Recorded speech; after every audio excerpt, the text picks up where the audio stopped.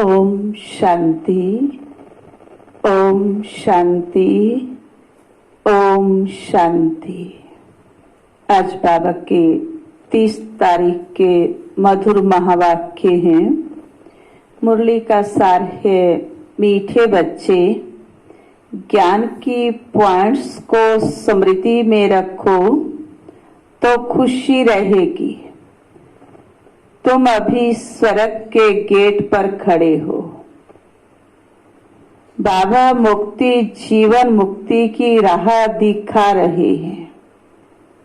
खुशी में रहने के लिए क्या याद रहे कि बाबा कहते अभी तुम बच्चे स्वर्ग के गेट पर खड़े हो। स्वर्ग आया कि आया। प्रश्न है, अपने रजिस्टर को ठीक रखने के लिए कौन सा अटेंशन जरूर रखना है। हमारा रजिस्टर ठीक रहे उसके लिए हमें खुद पर क्या अटेंशन रखना है। उत्तर, अटेंशन रहे कि मनसा वाचा कर्मणा किसी को भी दुख तो नहीं दिया। अपना स्वभाव बड़ा फर्स्ट क्लास मीठा हो। माया नाक कान पकड़कर ऐसा कोई कर्तव्य न करा दे जिससे किसी को दुख मिले। अगर दुख देंगे तो बहुत पश्चाताप करना पड़ेगा, रजिस्टर खराब हो जाएगा। तो इसलिए क्या अटेंशन रखने के लिए कहा बाबा ने आज कि मनसा वाचा कर्मणा किसी को भी हमारे द्वारा दुख ना मिले और हमारा स्वभाव बड़ा फर्स्ट क्लास हो, मीठा हो। कोई माया हमारे से ऐसा कर्तव्य न करा दे जिसका हमें पश्चाताप करना पड़े। गीत है, नैनहीन को राह दिखाओ प्रभु, मैं पग पग ठोकर खाऊं। लेकिन अब हम बाबा के बच्चे तो नहीं कहेंगे कि नैनहीन को राह दिखाओ, क्योंकि हमें राह दिखा दी उसने मुक्ति और जीवन मुक्ति की, और हम ठोकर नहीं खा रहे, हमें ठिकाना मिल गया है। ओम शांति। बाप बैठ बच्चों को समझाते हैं। रास्ता बहुत सहज समझाया जाता है, फिर भी बच्चे ठोकरें खाते रहते हैं। यहाँ बैठे हैं तो समझते हैं, हमको बाप पढ़ाते हैं। शांति धाम जाने का रास्ता बताते हैं, बहुत सहज है। बाप कहते हैं, दिन रात जितना हो सके याद में रहो।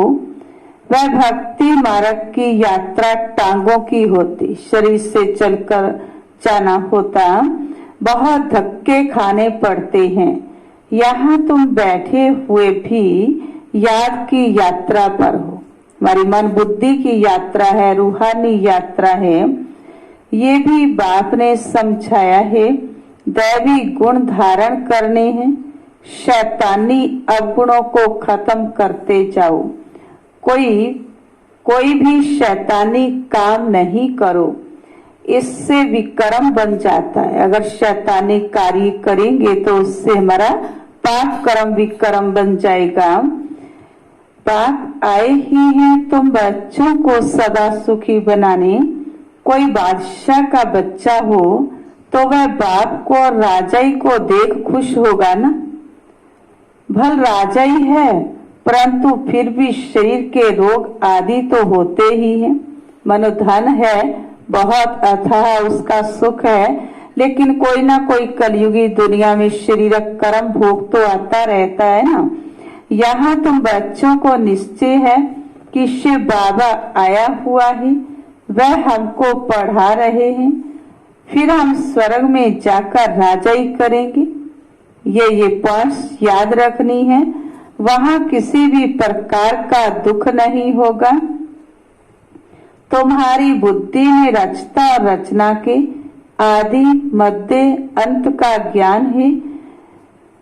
ये ज्ञान और कोई मनुष्य मात्र की बुद्धि में नहीं है। तुम बच्चे भी अभी समझते हो कि आगे हमारे में ज्ञान नहीं था, बाबा की जब तक पहचान नहीं मिली थी तब तक ऐसा कोई ज्ञान नहीं था। बात को हम नहीं जानते थे। मनुष्य भक्ति को बहुत उत्तम समझते हैं, अनेक प्रकार की भक्ति करते हैं। उनमें सब है स्थूल बातें, सूक्ष्म बात कोई भी है नहीं।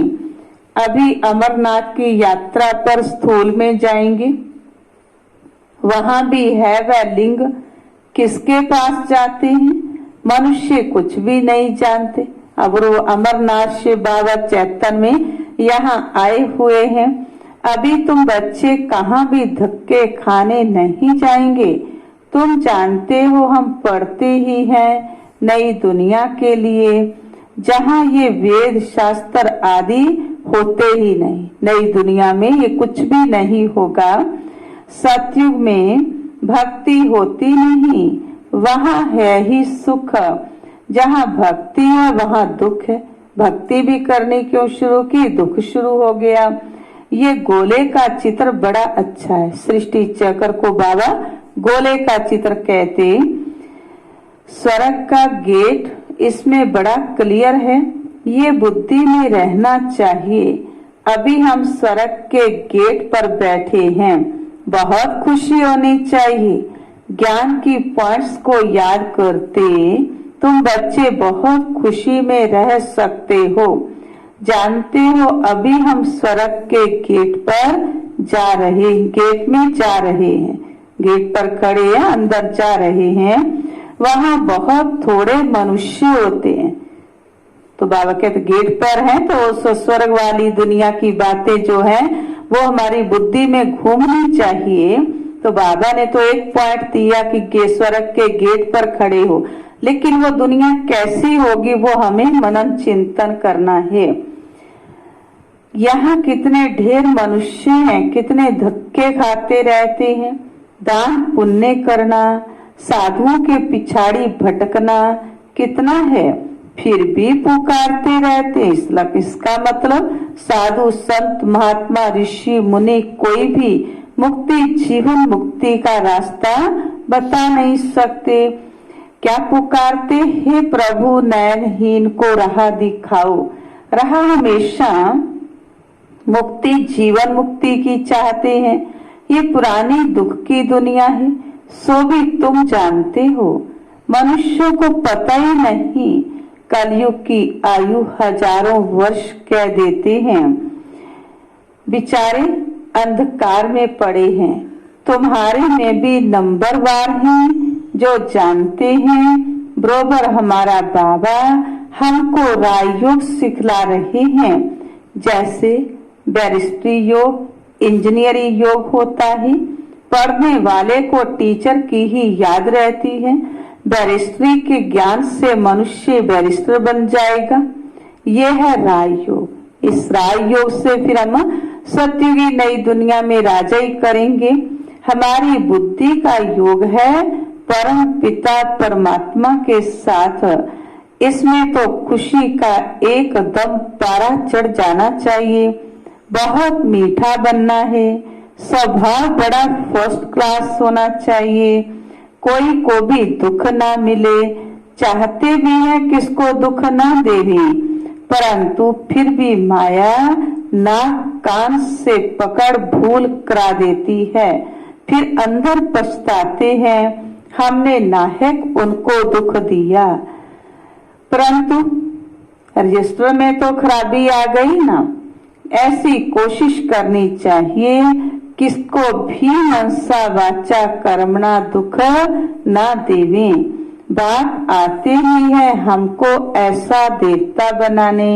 ये कभी किसको दुख देते हैं क्या? ना देवताएं कभी किसको दुख देते हैं? नहीं। लौकिक टीचर पढ़ाते हैं, दुख तो नहीं देते।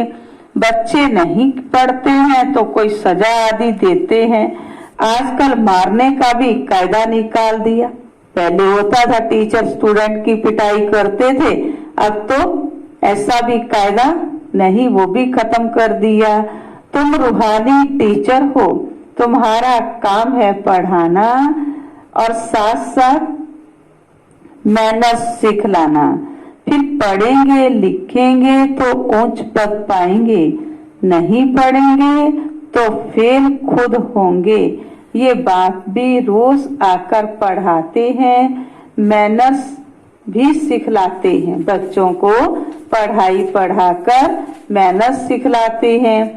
तुम बच्चे अभी जो पढ़ते हो ये बहुत सहज है, अच्छा पढ़ा भी लेते हो, परंतु याद की यात्रा कहाँ है? ये है सारी बुद्धि की बात।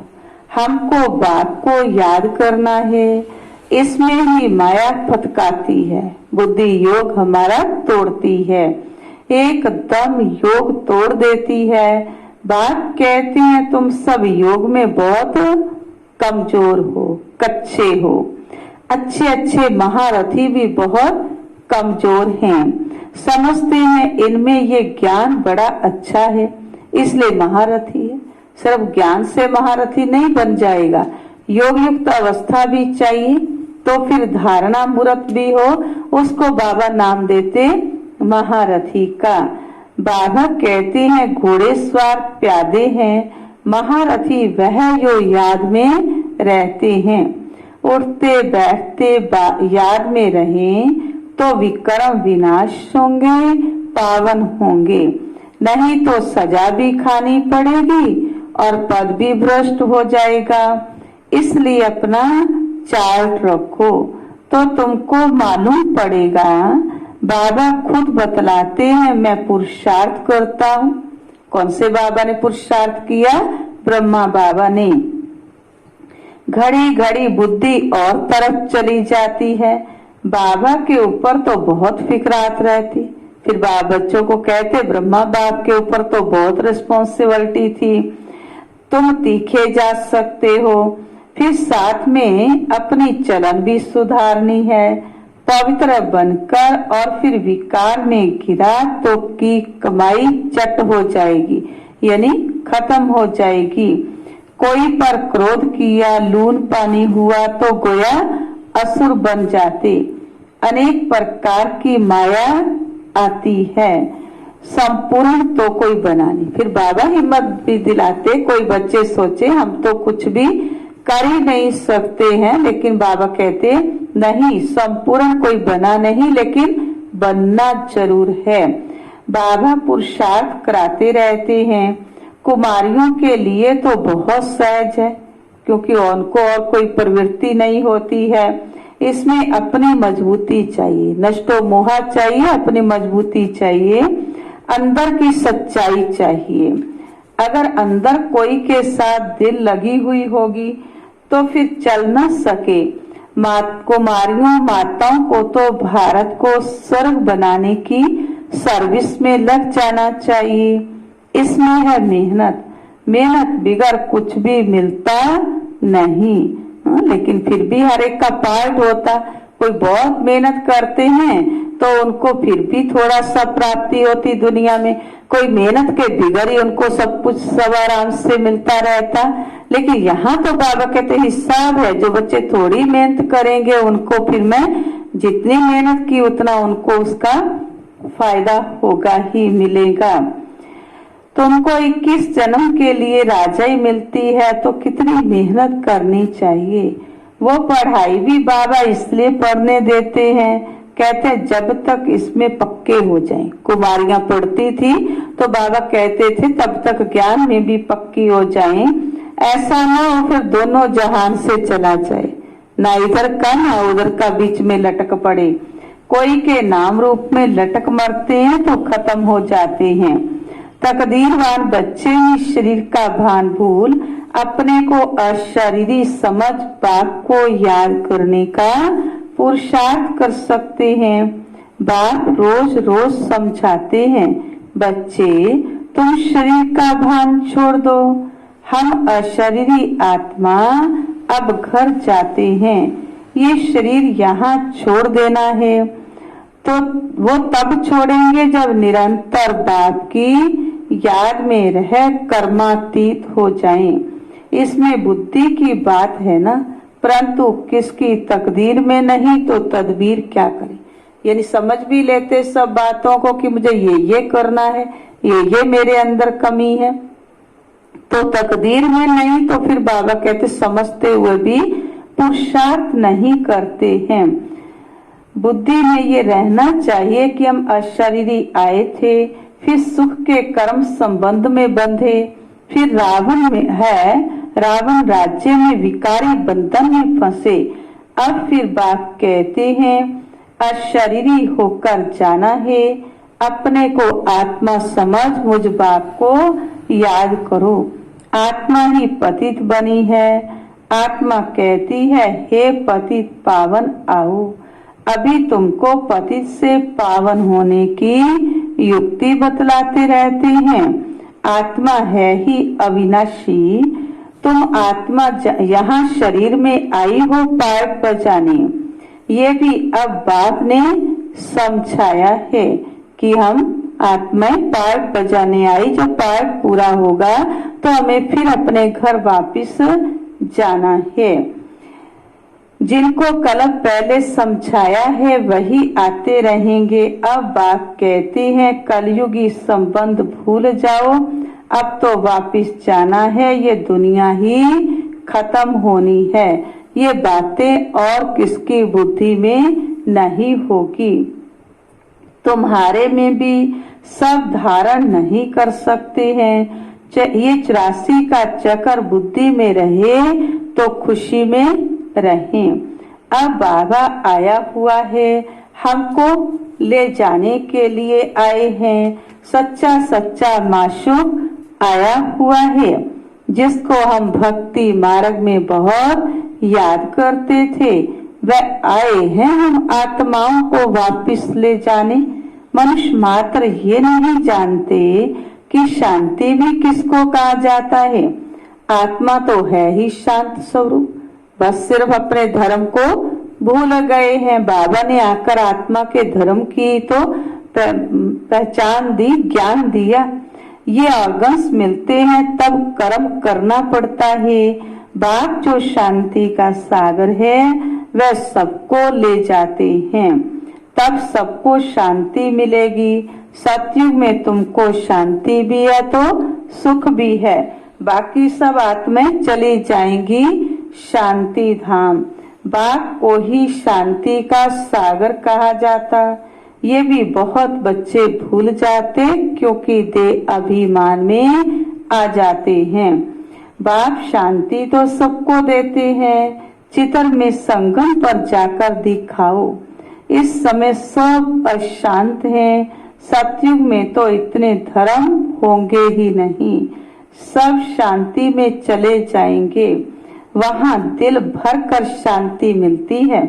तुमको राजाई में शांति भी है, सुख भी है, दोनों ही है। सतयुग में पवित्रता, सुख, शांति सब है, सब है। तुमको मुक्ति धाम कहा जाता है, स्वीट होम को। वहाँ पति दुखी होंगे नहीं, दुख सुख की कोई बात नहीं, तो शांति का अर्थ नहीं समझते। रानी के हार का मिसाल देते हैं। अब बाप कहते शांति सुख सब लो, आयुष्मान भव, धनवान भव। वहाँ कायदे अनुसार बच्चा भी होगा। बाबा संगम युग पर सभी वरदान बच्चों को दे देते हैं। आयु भी लंबी होगी, बच्चा मिले उसके लिए कोई पुरुषार्थ नहीं करना पड़ता है। शरीर छोड़ने का टाइम होता है तो साक्षात्कार हो जाता है और शरीर खुशी से छोड़ देते हैं।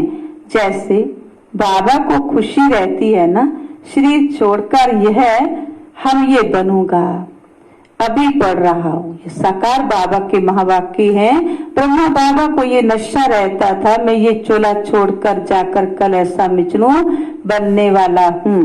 तुम भी जानते हो हम सतयुग में जाएंगे, संगम पर ही तुम्हारी बुद्धि में ये रहता है, तो कितनी खुशी में रहना चाहिए। जितनी ऊंच पढ़ाई उतनी ऊंची उतनी खुशी।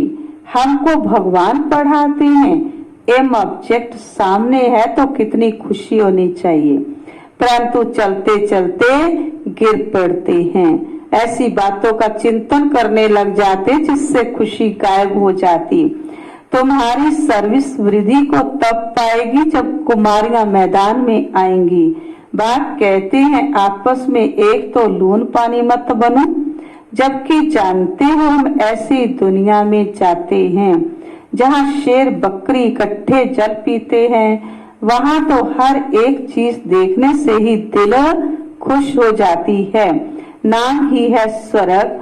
तो कुमारियां लौकिक माँ बाप को बोले अभी हम वहाँ जाने की तैयारी कर रहे हैं। पवित्र तो जरूर बनना है, क्योंकि माँ बाप ने तो कुमारी को भेजना ही होता है ना, एक दूसरे घर में जाना ही होता है, अपने पास तो उसको रख नहीं सकते। तो उससे अच्छा क्यों ना बाबा कहते जो मजबूत योग युक्त होंगी वो क्या कहेंगी, हम हद की नहीं हम बेहद की सेवा करेंगी। बाप कहते हैं काम महाशत्रु है, अब मैं योगिनी बनी हूँ इसलिए पतित नहीं बन सकती। बात करने की खड़ाई चाहिए, यानी हिम्मत चाहिए। ऐसी कुमारियां जब निकलेंगी फिर देखना कितना जल्दी सर्विस होती है। परंतु चाहिए नष्टो मोहा, एक बार मर गई तो फिर याद क्यों आनी चाहिए। मर गई माना पुरानी दुनिया से नाता तोड़ लिया, संकल्प आ गया मुझे नई दुनिया में जाना है। परंतु बहुतों को घर की बच्चों आदि की याद आती रहती है, फिर बाप के साथ योग कैसे लगेगा। इसमें तो यह बुद्धि में रहे कि हम बाबा के हैं, ये पुरानी दुनिया खत्म हुई पड़ी है। बाप कहते मुझे याद करो। अच्छा, मीठे मीठे सिक्किलदे बच्चों प्रति माता पिता बाप दादा का याद प्यार और गुड मॉर्निंग।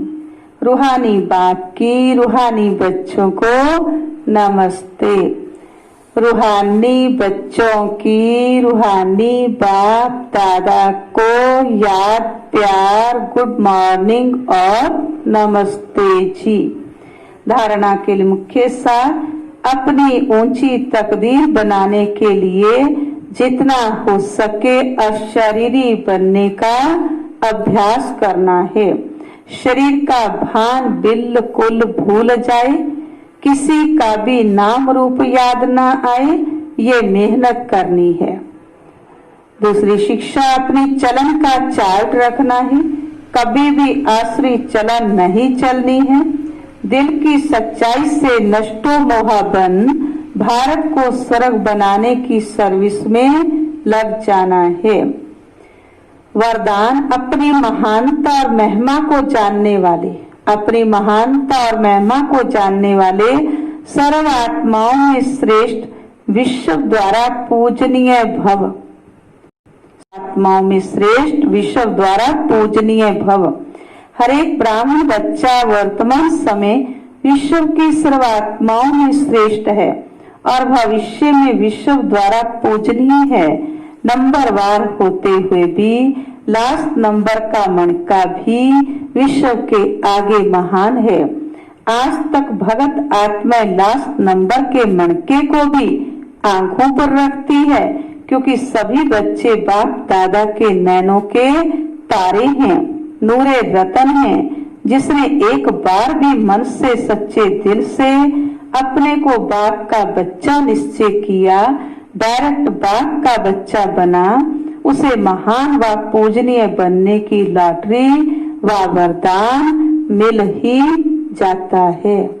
स्लोगन, स्थिति सदा खजानों से संपन्न और संतुष्ट रहे तो परिस्थितियां बदल जाएंगी। स्थिति सदा खजानों से संपन्न और संतुष्ट रहे तो परिस्थितियां बदल जाएंगी। ओम शांति।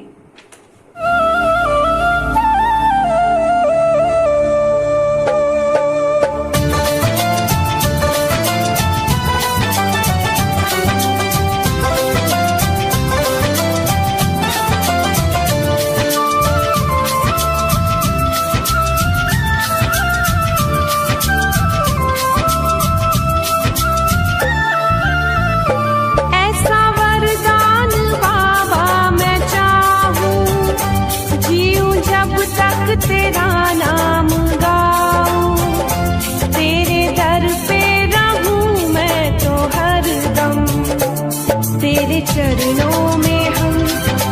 जाए